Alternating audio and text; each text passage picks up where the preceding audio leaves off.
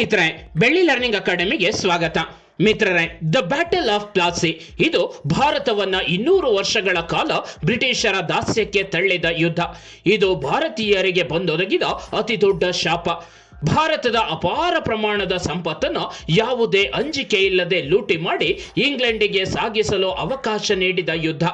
ಪ್ಲಾಸಿ ಕದನ ಭಾರತವನ್ನ ಬರಡು ಮಾಡಿದ ಘನಘೋರ ಘಟನೆ. 18ನೇ ಶತಮಾನದ ಆರಂಭದಲ್ಲೇ ಮೊಘಲ ಸಾಮ್ರಾಜ್ಯವೆಂಬ ಆಲದ ಮರಕ್ಕೆ ಗೆದ್ದಲು ಹಿಡಿತಿತ್ತು. ಮೊಘಲರು ಕೇವಲ ನಡೆದಾಡುವ ಗೊಂಬೆಗಳಾಗಿದ್ರು. ಬ್ರಿಟಿಷರು ಕೇಳಿದ್ದಕ್ಕೆಲ್ಲ ತಲೆ ಅಲ್ಲಾಡಿಸುವ ಕುರಿಗಳಂತಾಗಿದ್ರು ಈ ಮೊಘಲರು. ಇದನ್ನ ಬ್ರಿಟಿಷರು ಸರಿಯಾಗಿಯೇ ಬಳಸ್ಕೊಂಡ್ರು. ಅಲ್ಲ, ಈ ಬ್ರಿಟಿಷರಿಗೆ ಬೇಕಾಗಿದ್ದು ಮೇವಿಲ್ಲದೆ ಹಾಲು ಕೊಡೋ ಹಸು. ಮದ್ರಾಸ್ನಲ್ಲಾಗಲಿ ಅಥವಾ ಬಾಂಬೆಯಲ್ಲಾಗಲಿ ಅವರಿಗೆ ಆ ಹಸು ಸಿಕ್ಕಿರಲಿಲ್ಲ. ಅಲ್ಲಿ ಬ್ರಿಟಿಷರು ತಮ್ಮ ಅಸ್ತಿತ್ವ ಉಳಿಸಿಕೊಳ್ಳೋದಕ್ಕೆ ಸಾಕಷ್ಟು ಖರ್ಚು ಮಾಡಬೇಕಿತ್ತು. ಕೊನೆಯದಾಗಿ ಅವರಿಗೆ ಕಂಡದ್ದು ಬಂಗಾಳ ಮಾತ್ರ. ಬಂಗಾಳ ಅತ್ಯಂತ ಶ್ರೀಮಂತ ಪ್ರಾಂತ್ಯವಾಗಿತ್ತು. ನೌಕಾ ವ್ಯಾಪಾರಕ್ಕೆ ಬೇಕಾದ ಅನುಕೂಲಗಳನ್ನು ಬಂಗಾಳ ಹೊಂದಿತ್ತು. ಹಾಗಾಗಿ ಅವರಿಗೆ ಮೇವಿಲ್ಲದೆ ಹಾಲು ಕೊಡುವ ಹಸುವಿನಂತೆ ಕಂಗೊಳಿಸಿದ್ದು ಬಂಗಾಳ. ಅದಕ್ಕಾಗಿ ಅವರು ಮಾಡಬೇಕಾಗಿದ್ದು ಕೇವಲ ಒಂದೇ ಒಂದು ಯುದ್ಧ. ಅದೇ ಭಾರತೀಯರ ಭಾರತೀಯತೆಯನ್ನೇ ಮರೆ ಮಾಡಿ 200 ವರ್ಷಗಳ ಕಾಲ ನಮ್ಮನ್ನ ದಾಸ್ಯದ ಕೂಪಕ್ಕೆ ತಳ್ಳಿದ್ದ ಪ್ಲಾಸಿ ಕದನ. ಕೇವಲ ಮೆಣಸು, ಏಲಕ್ಕಿ, ಚಕ್ಕೆ, ಲವಂಗ, ದಾಲ್ಚಿನ್ನಿಗಳ ರುಚಿ ಕಂಡಿದ್ದ ಯುರೋಪಿಯನ್ನರಿಗೆ ಈ ನೆಲದ ರುಚಿ ತೋರಿಸಿದ ಯುದ್ಧ ಈ ಪ್ಲಾಸಿ ಕದನ. ಹಾಗಾದ್ರೆ ಏನಿದು ಈ ಪ್ಲಾಸಿ ಕದನ? ಇದಕ್ಕೆ ಕಾರಣಗಳೇನು? ಈ ಯುದ್ಧದಿಂದ ಮುಂದೆ 200 ವರ್ಷಗಳ ಕಾಲ ಭಾರತ ಮತ್ತು ಭಾರತೀಯರು ಪಟ್ಟ ಪಾಡುಗಳೇನು ಅನ್ನೋದನ್ನು ಇಂದಿನ ಸಂಚಿಕೆಯಲ್ಲಿ ನೋಡೋಣ ಬನ್ನಿ. ಅದಕ್ಕೂ ಮೊದಲು ಇಂತಹ ಇನ್ನಷ್ಟು ವಿಷಯಗಳನ್ನು ತಿಳಿದುಕೊಳ್ಳೋದಕ್ಕೆ ನೀವಿನ್ನೂ ನಮ್ಮ ಚಾನೆಲ್ಗೆ ಸಬ್ಸ್ಕ್ರೈಬ್ ಆಗದಿದ್ರೆ ಈ ಕೂಡಲೇ ಸಬ್ಸ್ಕ್ರೈಬ್ ಮಾಡಿ. ಹೊಸ ವಿಷಯಗಳ ನೋಟಿಫಿಕೇಶನ್ಗಾಗಿ ಬೆಲ್ ಬಟನ್ ಕ್ಲಿಕ್ ಮಾಡಿ. ಮಿತ್ರರೇ, ಈ ಬಂಗಾಳ ಅನ್ನೋದು ಮೊಘಲರ ಒಂದು ಸುಭಾ ಆಗಿತ್ತು. ಅಂದ್ರೆ ರಾಜ್ಯಗಳನ್ನ ಮೊಘಲರು ಸುಭಾಗಳೆಂದು ಕರೀತಿದ್ರು. ಬಂಗಾಳ ಆಗಿನ ಕಾಲದ ಅತಿ ಶ್ರೀಮಂತ ಸುಭಾ ಆಗಿತ್ತು. ಬ್ರಿಟಿಷರಿಗೆ ತಮ್ಮ ವಾಣಿಜ್ಯ ವಿಸ್ತರಣೆಗೆ ಹೇಳಿ ಮಾಡಿಸಿದ ಹಾಗಿತ್ತು ಈ ಬಂಗಾಳ. ಮೈಸೂರು ಮತ್ತು ಮರಾಠರನ್ನ ಹೊರತುಪಡಿಸಿದ್ರೆ ಬಹುತೇಕ ದಕ್ಷಿಣ ಭಾರತ ಬ್ರಿಟಿಷರ ನಿಯಂತ್ರಣದಲ್ಲಿತ್ತು. ಮುಂದೆ ಬ್ರಿಟಿಷರ ವಕ್ರದೃಷ್ಟಿ ಬಿದ್ದದ್ದು ಈ ಬಂಗಾಳದ ನೆಲದ ಮೇಲೆ. 1690ರ ದಶಕದಲ್ಲಿ ಬಂಗಾಳದ ರಾಜ್ಯಪಾಲನಿಂದ ಹೂಗ್ಲಿ ನದಿಯ ದಂಡೆಯ ಮೇಲೆ ಸುತನುತಿ, ಕೋಲ್ಕತ್ತಾ ಹಾಗೂ ಗೋವಿಂದಪುರ ಎಂಬ 3 ಹಳ್ಳಿಗಳನ್ನ ಖರೀದಿಸಿ ಫೋರ್ಟ್ ವಿಲಿಯಂ ಎಂಬ ಕೋಟೆಯನ್ನ ಬ್ರಿಟಿಷರು ನಿರ್ಮಿಸಿಕೊಳ್ತಾರೆ. ಮುಂದೆ ಇದು ಕಲ್ಕತ್ತಾ ಸಿಟಿಯಾಗಿ ಬೆಳೆಯುತ್ತೆ. ನಂತರ ಬ್ರಿಟಿಷರು ಕಲ್ಕತ್ತಾವನ್ನ ತಮ್ಮ ರಾಜಧಾನಿಯನ್ನಾಗಿ ಮಾಡಿಕೊಂಡ್ರು. ಬ್ರಿಟಿಷರಿಗೆ ಭಾರತದಲ್ಲಿ ವ್ಯಾಪಾರಿ ಮಳಿಗೆಗಳನ್ನು ತೆರೆಯೋದಕ್ಕೆ ಮೊದಲು ಅವಕಾಶ ಮಾಡಿಕೊಟ್ಟಿದ್ದು ಮೊಘಲ್ ಅರಸ ಜಹಾಂಗೀರ್. ಬ್ರಿಟಿಷರು ಪ್ರಾರಂಭದಲ್ಲಿ ಸೂರತ್ನಲ್ಲಿ ಅಂಗಡಿಯನ್ನ ತೆರೀತಾರೆ. ಆ ನಂತರ ಮಡ್ರಾಸ್ ಮತ್ತು ಪಾಂಡಿಚೇರಿಗಳಲ್ಲಿ ವ್ಯಾಪಾರಿ ಮಳಿಗೆಗಳನ್ನ ಆರಂಭಿಸಿದ್ರು. ಇದಕ್ಕೆ ಪ್ರತಿಯಾಗಿ ಜಹಾಂಗೀರನಿಗೆ ತೆರಿಗೆ ಪಾವತಿ ಮಾಡ್ತಿದ್ರು, ವಿವಿಧ ಉಡುಗೊರೆಗಳನ್ನ ನೀಡ್ತಿದ್ರು. ಒಟ್ಟಿನಲ್ಲಿ ಈ ಮೊಘಲ್ ಅರಸನನ್ನ ಖುಷಿ ಪಡಿಸೋದಕ್ಕೆ ಏನ್ ಬೇಕೋ ಅದನ್ನೆಲ್ಲ ಮಾಡ್ತಿದ್ರು. ಭಾರತದಲ್ಲಿ ಬ್ರಿಟಿಷರ ನಿಜವಾದ ಆಟ ಆರಂಭವಾಗಿದ್ದು ಔರಂಗಜೇಬ ಸತ್ತ ನಂತರ. ಆದರೂ ಅವರು ಮೊಘಲರಿಗೆ ಕಂದಾಯ ಕೊಡೋದನ್ನ ನಿಲ್ಲಿಸಿರಲಿಲ್ಲ. ಮುಂದೆ 1713ರಿಂದ 1719ರ ನಡುವೆ ಅಧಿಕಾರಕ್ಕೆ ಬಂದ ಫರೂಕ್ ಸಿಯಾರ್ ಎನ್ನುವ ಮೊಘಲ್ ದೊರೆ ಬ್ರಿಟಿಷ್ ಈಸ್ಟ್ ಇಂಡಿಯಾ ಕಂಪನಿಗೆ ಒಂದು ದಸ್ತಕ್ ನೀಡ್ತಾನೆ. ಇದರ ಪ್ರಕಾರ ಇಂಗ್ಲಿಷ್ ಈಸ್ಟ್ ಇಂಡಿಯಾ ಕಂಪನಿ ಬಂಗಾಳದಲ್ಲಿ ಯಾವುದೇ ತೆರಿಗೆ ಪಾವತಿ ಮಾಡದೆ ವ್ಯಾಪಾರ ಮಾಡಬಹುದಿತ್ತು. ಇದರಿಂದ ಬಂಗಾಳದ ಆರ್ಥಿಕತೆಗೆ ದೊಡ್ಡ ಹೊಡೆತ ಬೀಳತ್ತೆ. ಎಷ್ಟೇ ಆದ್ರೂ ಅದು ದೊಡ್ಡವರ ನಡುವೆ ನಡೆದ ಒಪ್ಪಂದ. ನವಾಬನು ಕೂಡ ಪಾಪ ಸುಮ್ಮನಾಗ್ತಾನೆ. ಆದ್ರೆ 1740ರಿಂದ 1756ರ ನಡುವೆ ಬಂಗಾಳದ ನವಾಬನಾಗಿದ್ದ ಆಲಿವರ್ದಿ ಖಾನ್ ಬ್ರಿಟಿಷರ ಈ ತೆರಿಗೆ ರಹಿತ ವ್ಯಾಪಾರವನ್ನ ವಿರೋಧಿಸಿ ಬ್ರಿಟಿಷರು ಕೂಡ ತೆರಿಗೆಯನ್ನ ಪಾವತಿ ಮಾಡಲೇಬೇಕು ಅಂತ ಹೇಳಿ ಆದೇಶ ಮಾಡ್ತಾನೆ. ಇಲ್ಲಿಂದ ಮುಂದೆ ಬ್ರಿಟಿಷರು ಮತ್ತು ನವಾಬನ ನಡುವೆ ಮುಸುಕಿನ ಗುದ್ದಾಟಗಳು ಆರಂಭವಾಗುತ್ತವೆ. ಅಲಿವರ್ದಿ ಖಾನನ ನಂತರ 1756ರಲ್ಲಿ ಸಿರಾಜುದ್ದೌಲಾ ಬಂಗಾಳದ ನವಾಬನಾಗ್ತಾನೆ. ಈ ಸಿರಾಜುದ್ದೌಲಾ ಇಂಗ್ಲಿಷರು ತಮ್ಮ ಕೋಟೆ ವಿಸ್ತರಣೆಯನ್ನ ನಿಲ್ಲಿಸುವಂತೆ ಆದೇಶಿಸಿದ. ಬಂಗಾಳವೇನು ಬ್ರಿಟಿಷರ ಪಿತ್ರಾರ್ಜಿತ ಸ್ವತ್ತಲ್ಲ, ಅದ್ಯಾವುದೋ ಓಬಿರಾಯನ ಕಾಲದ ಕಸದ ಬುಟ್ಟಿಯಲ್ಲಿ ಬಿದ್ದಿದ್ದ ದಸ್ತಕನ್ನ ಈಗ ತಗೊಂಡು ಬರಬೇಡಿ, ನೀವು ಟ್ಯಾಕ್ಸ್ ಪೇ ಮಾಡಿ ವ್ಯಾಪಾರ ಮಾಡಿ ಅಂತ ಹೇಳಿ ಸಿರಾಜುದ್ದೌಲಾ ವಾರ್ನ್ ಮಾಡ್ತಾನೆ. ಈ ಕೊಬ್ಬಿದ ಕುರಿಗಳಂತಾಗಿದ್ದ ಬ್ರಿಟಿಷರು ನವಾಬನ ಮಾತಿಗೆ ಕಿಮ್ಮತ್ತು ಕೊಡೋದಿಲ್ಲ. ಈ ಬ್ರಿಟಿಷರಿಗೆ ಸರಿಯಾಗಿ ಪಾಠ ಕಲಿಸಬೇಕು ಅಂತ ನವಾಬ ಬಯಸ್ತಾನೆ. ಇದು ಮುಂದೆ ಭಾರತದ ಭವಿಷ್ಯವನ್ನೇ 200 ವರ್ಷಗಳ ಕಾಲ ಕತ್ತಲೆಗೆ ದೂಡಿದ ಪ್ಲಾಸಿ ಕದನಕ್ಕೆ ಕಾರಣವಾಗತ್ತೆ. ಹಾಗಾದರೆ ಈ ಪ್ಲಾಸಿ ಕದನಕ್ಕೆ ಕಾರಣಗಳೇನು? ದಸ್ತಕಗಳ ದುರುಪಯೋಗ. ಕಂಪನಿಯ ವ್ಯಾಪಾರಕ್ಕಾಗಿ ನೀಡಿದ ದಸ್ತಕಗಳನ್ನು ಬ್ರಿಟಿಷ್ ಕಂಪನಿಯ ನೌಕರರು ದುರುಪಯೋಗ ಪಡಿಸ್ಕೊಳ್ತಿದ್ರು.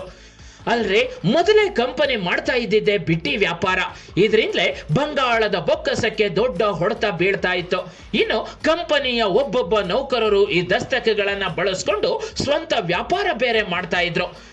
ಬಟ್ ಯಾವುದೇ ತೆರಿಗೆ ಪಾವತಿ ಮಾಡ್ತಾ ಇರಲಿಲ್ಲ. ಮೊದಲೇ ಕಂಪನಿನೂ ತೆರಿಗೆ ಪಾವತಿ ಮಾಡಬೇಕು ಅಂತ ಹೇಳ್ತಿದ್ದ ಸುಲ್ತಾನ ಇದರಿಂದ ಇನ್ನಷ್ಟು ಕೆರಳ್ತಾನೆ. ಅನುಮತಿ ಇಲ್ಲದೆ ಕೋಟೆಯ ದುರಸ್ತಿ. ಕರ್ನಾಟಕ ಯುದ್ಧಗಳಲ್ಲಿ ಫ್ರೆಂಚರು ಸೋಲನ್ನು ಅನುಭವಿಸಿದ್ರು ನಿಜ, ಆದರೆ ಬ್ರಿಟಿಷರಿಗೆ ಫ್ರೆಂಚರ ಭಯ ಕಾಡ್ತಾನೆ ಇತ್ತು. ಜೊತೆಗೆ ನವಾಬ್ ಬೇರೆ ಫ್ರೆಂಚರೊಂದಿಗೆ ದೋಸ್ತಿ ಮಾಡಿಕೊಂಡಿದ್ದ. ಹಾಗಾಗಿ ಬ್ರಿಟಿಷರು ತಮ್ಮ ಕಲ್ಕತ್ತಾದ ಫೋರ್ಟ್ ವಿಲಿಯಂ ಕೋಟೆಯನ್ನ ಬಲಪಡಿಸಲಾರಂಭಿಸಿದ್ರು. ನವಾಬನ ಅನುಮತಿಯನ್ನೇ ಪಡೆಯದೆ ಕೋಟೆಯನ್ನ ಬ್ರಿಟಿಷರು ದುರಸ್ತಿ ಮಾಡಿಸಿದ್ದು ನವಾಬನ ಆಕ್ರೋಶಕ್ಕೆ ಕಾರಣವಾಯಿತು. ಕೋಟೆಯಲ್ಲಿ ಅಳವಡಿಸಲಾಗಿದ್ದ ಫಿರಂಗಿಗಳನ್ನು ಕಿತ್ತು ಬಿಸಾಡುವಂತೆ ಬ್ರಿಟಿಷರಿಗೆ ಸಿರಾಜುದ್ದೌಲಾ ಆದೇಶಿಸಿದ. ಆದರೆ ಬ್ರಿಟಿಷರು ನವಾಬನ ಆದೇಶವನ್ನ ನಿರ್ಲಕ್ಷಿಸಿದ್ರು. ಇದು ನವಾಬ ಬ್ರಿಟಿಷರ ಮೇಲೆ ದಾಳಿ ಮಾಡುವಂತೆ ಮಾಡಿತು. ಕಪ್ಪು ಕೋಣೆ ದುರಂತ. 123 ಮಂದಿ ಬ್ರಿಟಿಷರ ದುರ್ಮರಣ. ತನ್ನ ಆದೇಶವನ್ನ ಧಿಕ್ಕರಿಸಿದ ಬ್ರಿಟಿಷರಿಗೆ ಪಾಠ ಕಲಿಸಲೇಬೇಕೆಂದು ಬಗೆದ ಸಿರಾಜುದ್ದೌಲಾ 1756ರಲ್ಲಿ ಫೋರ್ಟ್ ವಿಲಿಯಂ ಕೋಟೆಯ ಮೇಲೆ ದಾಳಿ ಮಾಡಿದ. ಅಲ್ಲಿದ್ದ ಬ್ರಿಟಿಷ್ ಸೇನಾ ತುಕಡಿಯನ್ನ ಸೋಲಿಸಿ ಸೆರೆ ಸಿಕ್ಕ 146 ಮಂದಿ ಬ್ರಿಟಿಷರನ್ನ ಒಂದು ಚಿಕ್ಕ ಕೊಠಡಿಯಲ್ಲಿ ಕೂಡ ಹಾಕ್ತಾನೆ. ಗಾಳಿ ಬೆಳಕು ಸರಿಯಾಗಿಲ್ಲದ ಈ ಕೊಠಡಿಯಲ್ಲಿ ಸುಮಾರು 123 ಮಂದಿ ಬ್ರಿಟಿಷರು ಉಸಿರುಗಟ್ಟಿ ಸತ್ತು ಹೋಗ್ತಾರೆ. ಇದು ಆ ಕಾಲದಲ್ಲಿ ಬ್ರಿಟಿಷರಿಗೆ ಆದ ಅತಿದೊಡ್ಡ ಅವಮಾನವಾಗಿತ್ತು. ಈ ಮೂಲಕ ಸಿರಾಜುದ್ದೌಲಾ ಬ್ರಿಟಿಷರಿಗೆ ರಣಾಂಗಣಕ್ಕೆ ಬರುವಂತೆ ಆಮಂತ್ರಣ ನೀಡಿದ್ದ. ಆದರೆ ಬ್ರಿಟಿಷರು ಒಂದು ದೊಡ್ಡ ಕುತಂತ್ರವನ್ನ ನವಾಬನ ಬೆನ್ನ ಹಿಂದೆ ನಡೆಸ್ತಿದ್ರು. ನವಾಬನ ಅತಿ ನಂಬಿಕಸ್ಥ ಸೇನಾನಿ ಮೀರ್ ಜಾಫರ್ನನ್ನು ಬ್ರಿಟಿಷರು ಅದಾಗಲೇ ತಮ್ಮ ಬಲೆಗೆ ಬೀಳಿಸ್ಕೊಂಡಿದ್ರು. ಮಿತ್ರರೇ, ಇತಿಹಾಸದಲ್ಲಿ ಬಹಳಷ್ಟು ಬಾರಿ ಸಾಬೀತಾಗಿರೋ ಸತ್ಯವೇನೆಂದ್ರೆ ನಮ್ಮೋರು ಅನ್ನೋರೇ ನಮಗೆ ಗುಮ್ಮೋರು. ಇಲ್ಲಿ ಮತ್ತೆ ಅದೇ ಸಾಬೀತಾಯ್ತು.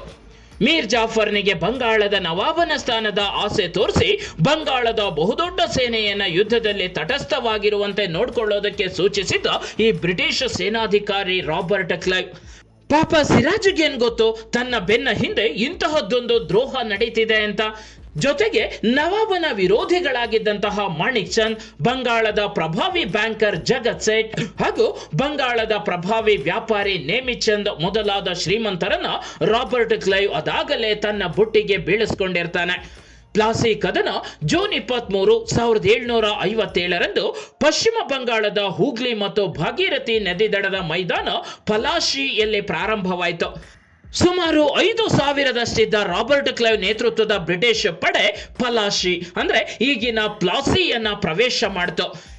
ಸಿರಾಜನ ಸೇನೆಯು ದೊಡ್ಡದಿತ್ತು, ಆದರೆ ಮೀರ್ ಜಾಫರ್ ಮತ್ತು ರಾಬರ್ಟ್ ಕ್ಲೈವರ ಕುತಂತ್ರದಿಂದಾಗಿ ಅದು ನಿಷ್ಕ್ರಿಯವಾಗೋದ್ರಲ್ಲಿತ್ತು. ಯುದ್ಧ ಪ್ರಾರಂಭಗೊಳ್ಳುವ ಮೊದಲೇ ಬ್ರಿಟಿಷರ ಗೆಲುವು ನಿರ್ಧರಿಸಲ್ಪಟ್ಟಿತ್ತು. ತನ್ನದೇ ಅಧಿಕಾರಿಗಳ ಪಿತೂರಿಗೆ ಬಲಿಯಾದ ನವಾಬನ 50,000 ಬಲವಾದ ಪಡೆ ರಾಬರ್ಟ್ ಕ್ಲೈವನ ಬೆರಳೆಣಿಕೆಯಷ್ಟು ಪಡೆಗಳಿಂದ ಸೋಲಿಸಲ್ಪಡ್ತು. ನವಾಬ ಸಿರಾಜುದ್ದೌಲಾ ಯುದ್ಧ ಭೂಮಿಯಿಂದ ಪರಾರಿಯಾಗಲು ಯತ್ನಿಸ್ತಾನೆ. ಆದರೆ ತಾನೇ ಅನ್ನ ಹಾಕಿ ಸಾಕಿದ ತನ್ನ ಪ್ರಿಯ ಸೇನಾನಿ ಮೀರ್ ಜಾಫರ್ನ ಮಗ ಮಿರಾನ್ ಸಿರಾಜುದ್ದೌಲನನ್ನ ಸೆರೆ ಹಿಡಿದು ಕೊಲ್ಲೋದಕ್ಕೆ ಆದೇಶಿಸ್ತಾನೆ. ಅದೇ ರೀತಿ ಸಿರಾಜನನ್ನ ಸೆರೆ ಹಿಡಿದು ಬರ್ಬರವಾಗಿ ಕೊಲೆ ಮಾಡಲಾಗತ್ತೆ. ಈ ರೀತಿ ಬಂಗಾಳದ ನವಾಬ ತನ್ನ ಬೆನ್ನ ಹಿಂದೆ ತನ್ನವರೇ ಹೆಣೆದ ಪಿತೂರಿಗೆ ಬಲಿಯಾಗಬೇಕಾಗತ್ತೆ. ಬ್ರಿಟಿಷರು ಬಯಸಿದಂತೆ ಮೇವಿಲ್ಲದೆ ಹಾಲು ಕೊಡೋ ಹಸು ಬಂಗಾಳ ಬ್ರಿಟಿಷರ ಪಾಲಾಗತ್ತೆ. ಇನ್ನು ಈ ಪ್ಲಾಸಿ ಕದನದ ಪರಿಣಾಮಗಳ ಬಗ್ಗೆ ನೋಡೋದಾದ್ರೆ ಈ ಯುದ್ಧ ಭಾರತೀಯರಲ್ಲಿದ್ದ ಅನೈಕ್ಯತೆ, ಅಸಂಘಟನೆ ಮತ್ತು ಈ ಕಾಲದ ವ್ಯಾಪಾರಿ ವರ್ಗದಲ್ಲಿದ್ದ ಲೋಭಿತನವನ್ನ ಪ್ರದರ್ಶನ ಮಾಡತ್ತೆ. ಮೀರ್ ಜಾಫರ್ ಬಂಗಾಳದ ನವಾಬನಾಗ್ತಾನೆ. ಇದಕ್ಕೆ ಪ್ರತಿಯಾಗಿ ಅಪಾರ ಪ್ರಮಾಣದ ಸಂಪತ್ತನ್ನ ಬ್ರಿಟಿಷರಿಗೆ ನೀಡಬೇಕಾಗತ್ತೆ. ಬಂಗಾಳದ 24 ಪರಗಣ ಜಿಲ್ಲೆಯನ್ನು ಬ್ರಿಟಿಷರಿಗೆ ಜಹಗೀರಾಗಿ ಪುಕ್ಕಟೆಯಾಗಿ ನೀಡ್ತಾನೆ. ಕಂಪನಿ ಬಂಗಾಳದಲ್ಲಿ ವ್ಯಾಪಾರ ನಡೆಸಲು ಅನಿರ್ಬಂಧಿತ ಹಕ್ಕನ್ನ ಪಡೆಯುತ್ತೆ. ಯುದ್ಧದ ಪರಿಣಾಮವಾಗಿ ಮೀರ್ ಜಾಫರ್ 17,70,00,000 ರೂಪಾಯಿಗಳನ್ನ ಬ್ರಿಟಿಷರಿಗೆ ನೀಡ್ತಾನೆ. ಆದ್ರೂ ಈ ಧನ ಪಿಶಾಚಿಗಳ ಬಯಕೆ ಮಾತ್ರ ಕಡಿಮೆ ಆಗ್ಲಿಲ್ಲ. ದಿನೇ ದಿನೇ ನವಾಬನ ಬೊಕ್ಕಸ ಬರಿದಾಯ್ತೆ ವಿನಃ ಧನ ಪಿಶಾಚಿಗಳಾದ ಕಂಪನಿ ಅಧಿಕಾರಿಗಳ ತೃಷೆ ಮಾತ್ರ ತೀರಲಿಲ್ಲ. ಪರಿಣಾಮವಾಗಿ ಮೀರ್ ಜಾಫರ್ನನ್ನ ಬಂಗಾಳದ ನವಾಬನ ಸ್ಥಾನದಿಂದ ಕೆಳಗಿಳಿಸಿ ಆತನ ಅಳಿಯನಾದಂತಹ ಮೀರ್ ಕಾಸಿಂನನ್ನ ನವಾಬನ ಸ್ಥಾನಕ್ಕೆ ನೇಮಿಸಿದ್ರು. ಬ್ರಿಟಿಷರ ಬೇಡಿಕೆಗಳನ್ನ ಈಡೇರಿಸಲು ಮೀರ್ ಕಾಸಿಮನಿಗೂ ಸಾಧ್ಯವಾಗದಿದ್ದಾಗ ಮತ್ತೆ ಆತನನ್ನ ಕೆಳಗಿಳಿಸಿ ಅವನ ಸ್ಥಾನಕ್ಕೆ ಮೀರ್ ಜಾಫರ್ನನ್ನೇ ಬಂಗಾಳದ ನವಾಬನನ್ನಾಗಿ ನೇಮಕ ಮಾಡಲಾಗತ್ತೆ. ಮುಂದೆ ಇದು ಇನ್ನೊಂದು ಐತಿಹಾಸಿಕ ಯುದ್ಧಕ್ಕೆ ಕಾರಣವಾಗತ್ತೆ. ಅದರ ಬಗ್ಗೆ ಮುಂದಿನ ಸಂಚಿಕೆಯಲ್ಲಿ ಮಾಹಿತಿಯನ್ನ ನೀಡುತ್ತಾನೆ. ಇದು ಮಿತ್ರರೇ, ಭಾರತವನ್ನ 200 ವರ್ಷಗಳಿಗೂ ಹೆಚ್ಚು ಕಾಲ ಬ್ರಿಟಿಷರ ದಬ್ಬಾಳಿಕೆಯ ಕೂಪಕ್ಕೆ ತಳ್ಳಿದ, ಇಡೀ ಭಾರತವನ್ನೇ ಕಬ್ಜಾ ಮಾಡೋದಕ್ಕೆ ಬ್ರಿಟಿಷರಿಗೆ ವೇದಿಕೆಯನ್ನ ನಿರ್ಮಿಸಿಕೊಟ್ಟಂತಹ ಪ್ಲಾಸಿ ಕದನದ ಬಗ್ಗೆ ಒಂದಷ್ಟು ಸಂಕ್ಷಿಪ್ತ ಮಾಹಿತಿ. ಈ ವಿಡಿಯೋ ನಿಮಗೆ ಇಷ್ಟವಾಗಿದ್ರೆ ಲೈಕ್ ಮಾಡಿ, ಶೇರ್ ಮಾಡಿ, ನಿಮ್ಮ ಅನಿಸಿಕೆಗಳನ್ನ ಕಮೆಂಟ್ಸ್ ಮೂಲಕ ತಿಳಿಸಿ. ಮುಂದಿನ ಸಂಚಿಕೆಯಲ್ಲಿ ಇಂತಹ ಇನ್ನಷ್ಟು ವಿಷಯಗಳೊಂದಿಗೆ ಭೇಟಿಯಾಗೋಣ.